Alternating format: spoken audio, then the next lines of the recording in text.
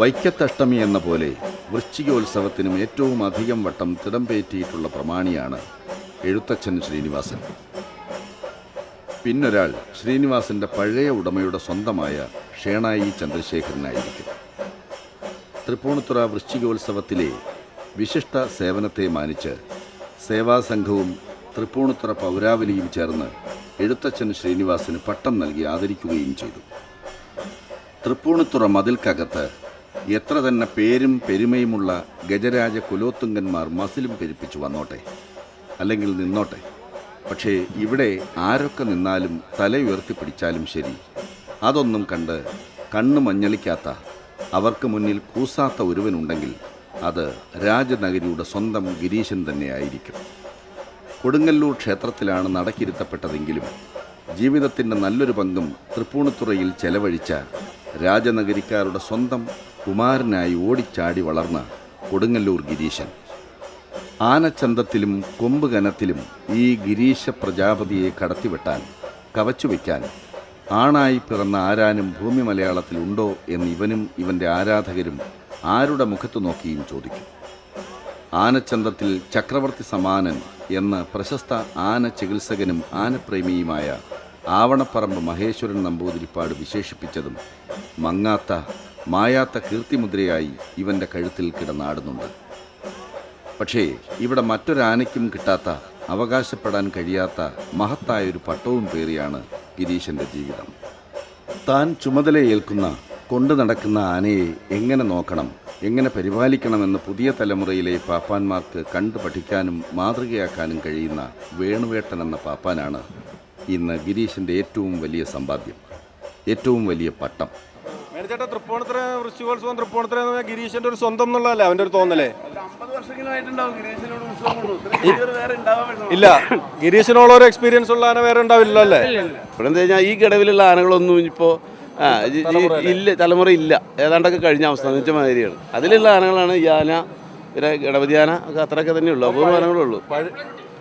പഴയ കാലത്തെ വൃശ്ചികോത്സവം എങ്ങനെയായിരുന്നു, അന്നത്തെ ആനകൾ എങ്ങനെയായിരുന്നു എന്നൊക്കെ നമുക്ക് ചോദിക്കണമെങ്കിൽ ഏറ്റവും കൂടുതൽ ചോദിക്കാൻ പറ്റിയത് ഗിരീശനോട്. നമ്മൾ ത്രിപുര രാമേന്ദ്രനോട് നമ്മൾ ഇതുപോലെ സംസാരിക്കുമ്പോൾ അവൻ തിരിച്ച് സംസാരിക്കാറുണ്ടായിരുന്നു. രാമേന്ദ്രൻ എന്നോടാണ് സംസാരിക്കുന്നത്, വേണിച്ചേട്ടനോട് സംസാരിക്കാറുണ്ടായിരുന്നു. അതുപോലെ ഇപ്പൊ ഞാൻ ചോദിച്ചു കഴിഞ്ഞാൽ എനിക്ക് വേണ്ടിയിട്ട് വേണിച്ചേട്ടൻ ചോദിച്ചാൽ ഗിരീശൻ മറുപടി പറയും. ഗിരീശൻ എല്ലാ കാര്യവും പറയും. ഗിരീശൻ ഇപ്പൊ അതാണ് പറയണേ.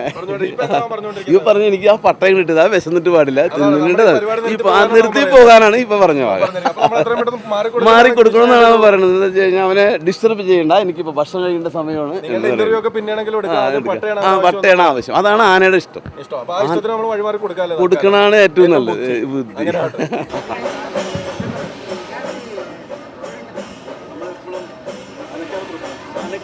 ഏറ്റവും ഇഷ്ടപ്പെടുന്ന ആന ഏതായിരിക്കും സാർ? അല്ലെങ്കിൽ നിങ്ങളുടെ കുടുംബത്തിലെ, അങ്ങനെ കുടുംബത്തിന് ഏറ്റവും നമ്മുടെ ഫാമിലി ഡോക്ടർ എന്ന് പറയുമ്പോൾ ഒരു ഫാമിലി എലിഫന്റ് ഉണ്ടോ നിങ്ങളുടെ? ഏറ്റവും കൂടുതൽ ഇഷ്ടപ്പെടുന്നത് തെച്ചിക്കോട്ടും പിന്നെ ഗുരുവായൂർ പത്മനാഭനും. ഈ രണ്ട് ആനകളാണ് നമ്മൾ ഏറ്റവും ആരാധിക്കുന്നതായിട്ട് ഉള്ളത്. അവരുടെ വിഭാഗത്തിൽ മാറ്റപ്പെട്ടതുകൊണ്ടോ? ഒരു മാറ്റമില്ല, തെച്ചിക്കോടും പത്മനാഭനും തന്നെയാണ്. മോൾക്കും അങ്ങനെ തന്നെയാണ്.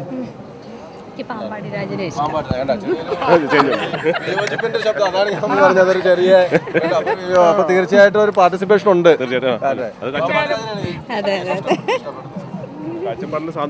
അപ്പൊ ഈ നമുക്കിപ്പോ അതപ്പോ ഇവിടെ സെലക്ഷൻ നന്നായി, അതിലാണ് ഞാൻ ചോദിച്ചത്. അപ്പൊ ഇവര് തെച്ചിക്കോട് രാമേന്ദ്രന്റെയും ഗുരുവായൂർ പത്മനാഭന്റെയും, തീർച്ചയായിട്ടും ഗുരുവായൂർ പത്മനാഭൻ നമുക്കൊരു കേരളം മുഴുവൻ ആരാധിക്കുന്ന ഒരു ആന. പിന്നെ തെച്ചിക്കോട്, അതുപോലെ തന്നെ അവിടുത്തെ നമ്മുടെ ഒരു അവിടുത്തെ വനിതാ വിഭാഗം പറഞ്ഞത് പാമ്പാടി രാജൻ. അപ്പൊ ഈ കേരളത്തിൽ അറിയപ്പെടുന്ന ഒരു ആനക്കാരൻ എന്നുള്ള നിലയ്ക്ക് വേലായുധൻ ചേട്ടൻ ഈ രണ്ട് ആനകളെയും വിലയിരുത്തിയാൽ എങ്ങനെയുണ്ടാവും? ഞാൻ ഈ രണ്ടല്ല, ഈ മൂന്ന് ആനകളെയും വിലയിരുത്തുന്ന മൂന്ന് വിഭാഗമായിട്ടാണ് പറയാം. ചുരുക്കി പറയണേ?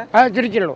മൂന്ന് വിഭാഗം എന്ന് പറയാൻ കാരണം, ഗുരുവായൂർ പത്മനാഭൻ ഗുരുവായൂരപ്പിൻ്റെ ഒരു എന്ന് പറയാം, പിന്നെ ഗുരുവായൂരപ്പിൻ്റെ മുതൽ. അത് മാത്രമല്ല ഇന്ന് കേരളത്തിലല്ല ഇന്ത്യയിൽ അറിയപ്പെടാവുന്നത്.